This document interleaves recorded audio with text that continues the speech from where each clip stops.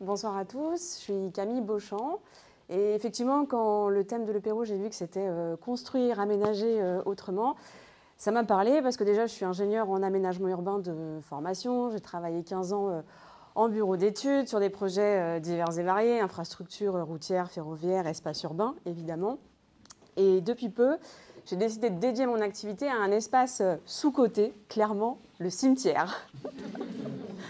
Alors, on y pense peu, on le regarde peu, c'est un espace qui est un peu désaimé aujourd'hui en France, et pourtant c'est un espace qui a plein de potentiel et qui bouge très peu. On n'innove pas dans les cimetières, on a toujours cette vision des cimetières extrêmement gris, uniformes, très minéralisés, et finalement l'innovation n'a pas sa place. Alors moi j'ai décidé de faire un peu bouger les lignes et de prendre deux casquettes.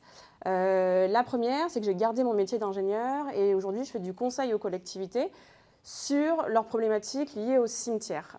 Ça peut être mon cimetière va arriver à saturation et je ne sais pas trop quoi faire. On va regarder un petit peu quelles sont les typologies funéraires, qu'est-ce qu'on peut faire, comment on peut anticiper et puis surtout comment on peut y intégrer une dimension éco-responsable. On parle des reprises de concessions, comment on peut réemployer les monuments, maintenir le patrimoine funéraire, le patrimoine architectural, etc., dont nos cimetières sont remplis. Il peut y avoir des sujets de moi j'aimerais bien végétaliser mon cimetière, il est beaucoup trop minéral et en même temps je ne sais pas du tout comment faire, où je vais le faire. C'est un espace assez particulier où il y a des contraintes, il y a des réglementations à prendre en compte. Donc j'accompagne les collectivités sur tout ça.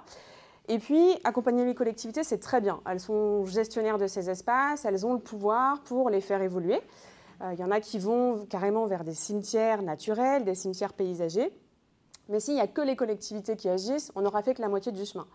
Puisque l'autre volet, en fait, il est personnel, c'est le choix qu'on fait pour notre propre sépulture. Alors, il y en a peut-être qui vont choisir la crémation, mais pour ceux qui vont choisir une sépulture plus traditionnelle, une inhumation, aujourd'hui, la norme, c'est le monument minéral. Il faut savoir qu'il a un impact carbone assez fort. Il y a beaucoup de béton. C'est des pierres qui, pour la grande majorité, viennent d'Asie, donc d'assez loin. Il y a des filières françaises qui existent et qui sont très bien. Ce n'est pas la majorité du marché aujourd'hui. Et donc, il faut proposer un peu autre chose. Sauf que sur le marché aujourd'hui, il n'y a pas grand-chose. Et un type de sépulture qu'on ne valorise pas, ou très peu, ce sont les sépultures végétalisées. Les sépultures de pleine terre végétalisées. Parce qu'on n'en voit pas, parce que souvent on ne sait pas qu'on peut en faire. C'est beaucoup la question que j'ai. Ah bon, on peut faire ça?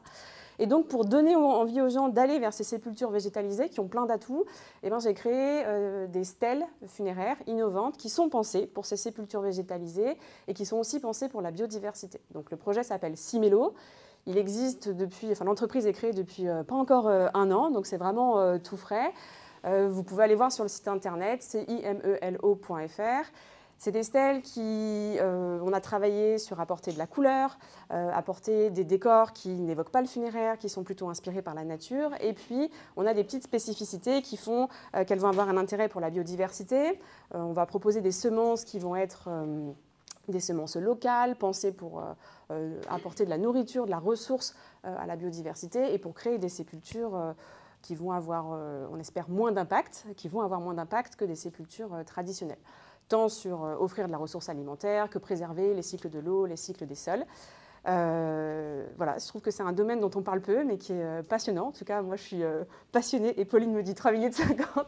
Donc, je conclue sur ça. Et si vous êtes une collectivité en particulier qui avait des questions, des questionnements en cours, n'hésitez pas. Moi, je serais ravie d'en discuter avec vous. Merci beaucoup.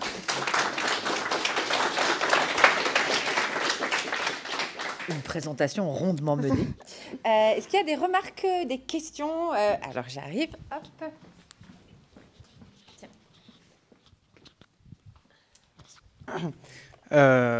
Bonjour. Est-ce que ce genre de sépulture demande beaucoup plus d'entretien qu'une sépulture minérale? Comment ça se passe à ce niveau-là? C'est une question récurrente. La question de l'entretien, ça c'est une évidence. Alors j'ai envie de dire oui et non. Donc une sépulture minérale, ça s'entretient, quoi qu'il en soit. Il faut aller démousser, nettoyer si on veut que ça reste un petit peu joli. On ne peut pas y planter, donc on vient souvent y déposer des fleurs artificielles ou des fleurs en pot qui durent peu longtemps. Donc il y a quand même cette notion d'entretien si on veut que ça reste sympathique à voir. Sur une sépulture végétalisée, effectivement, il y a du végétal. On dit végétal, on pense entretien. Il n'y a pas forcément beaucoup plus d'entretien. Nous, on propose de végétaliser avec des semences qui sont plutôt un effet prairie-fleurie, qui vont justement occuper l'espace pour éviter qu'il y ait des plantes qu'on dit indésirables qui viennent s'installer sur la sépulture. Donc en ça, on va déjà, limiter l'entretien. On va être plutôt sur le principe d'une gestion raisonnée, c'est-à-dire on vient faucher 1 à 2 fois par an. Ça, c'est ce qu'on préconise, c'est l'idée. Et puis, quand je parlais des collectivités, elles ont aussi un rôle à jouer. Il y a des collectivités qui vont faire le choix de dédier des pans entiers de leur cimetière aux sépultures végétalisées. Elles vont avoir des règles un petit peu plus strictes. Vous n'avez pas le droit de déposer des fleurs artificielles ou des pots en plein milieu. Et en contrepartie, nous, collectivités, on va s'occuper de l'entretien. Donc elles vont passer régulièrement, comme c'est des grands espaces vides, on va dire plutôt vides de décoration et autres, elles n'ont plus, entre guillemets, qu'à passer la tondeuse régulièrement. Donc c'est aussi plus simple en entretien. Parce que ce qu'il faut savoir, c'est que les monuments minéraux, vous le voyez peu ou pas dans les cimetières, mais les collectivités, elles ont énormément utilisé de produits phytosanitaires pendant des décennies pour qu'il n'y ait pas un brin d'herbe qui pousse, parce que c'était ce qui était attendu par la société. Mais ce n'est plus le cas, elles n'ont plus le droit de le faire aujourd'hui, et c'est une bonne nouvelle pour la biodiversité, pour nous, pour eux aussi, pour les personnes qui travaillent dans ces espaces. Et du coup, ça leur pose des soucis. Parce que justement, entre les tombes minérales, quand il reste 10 cm et qu'il y a une mauvaise herbe qui va aller se mettre, il faut aller la chercher, il faut aller passer le rotophile. Le rotophile, ça fait des projections, ça projette des cailloux, ça abîme, etc. Donc, repenser les espaces pour accueillir plus de sépultures végétalisées, ça peut paraître plus contraignant, mais si c'est bien pensé, ça ne l'est pas. J'espère avoir convaincu tout le monde.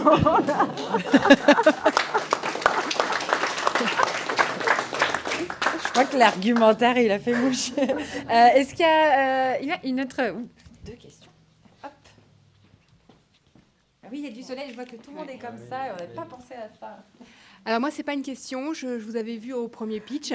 J'ai été convaincue et j'ai donc amené ma mère quand il y a eu le salon Made in Auvergne, qui a adoré, et on en a parlé à mon père qui a 92 ans et je lui ai dit « Papa, tu vas bientôt mourir, voilà ce que je te propose, c'est super ». Et il a beaucoup aimé. Donc Merci voilà. beaucoup. Merci, c'est cool. Moi, je me questionne sur les inscriptions, comment ça se passe sur... comment est-ce qu'on repère les tombes Alors, petit effectivement rappel pour tout le monde, ce qui est obligatoire sur une sépulture, c'est d'identifier nom, prénom du défunt et date de naissance et de décès. Nous, c'est pour ça qu'on a travaillé une stèle, parce que ça permet quand même d'identifier, de matérialiser l'espace de la sépulture. Et sur cette stèle, on a différentes façons de faire apparaître, du coup, évidemment, nom, prénom, date, éventuellement un petit message personnalisé.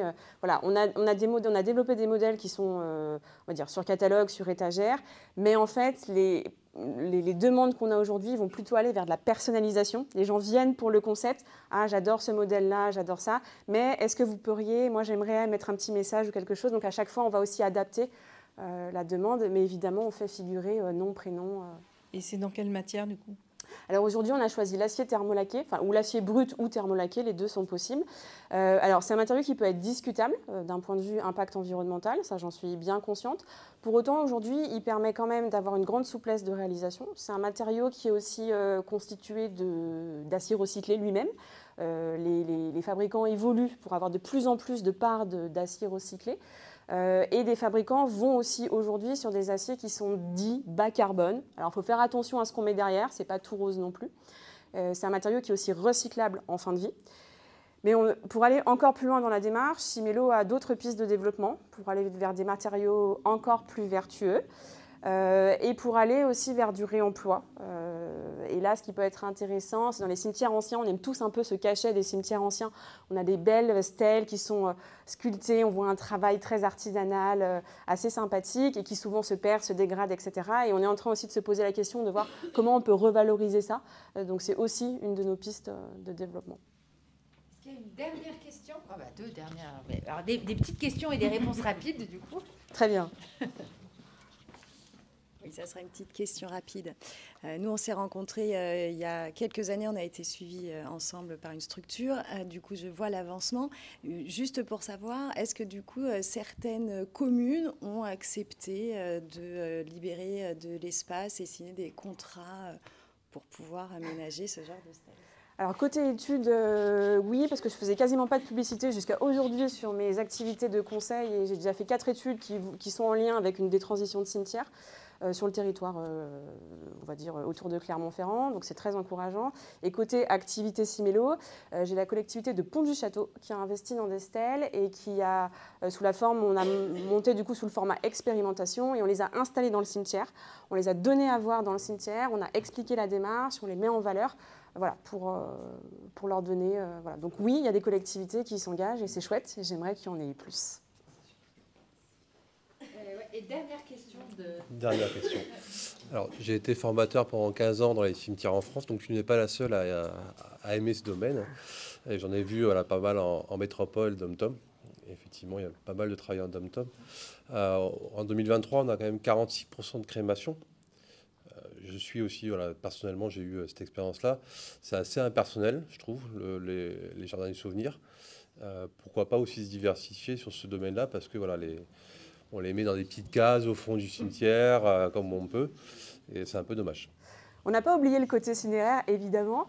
On le traite de deux façons. Je suis complètement d'accord avec vous sur le cinéraire. Il y a, à la fois, on a des stèles qui sont plus petits formats pour les personnes qui vont choisir des caves-urnes. Donc les caves-urnes, c'est des mini-concessions qui sont destinées à l'inhumation des urnes.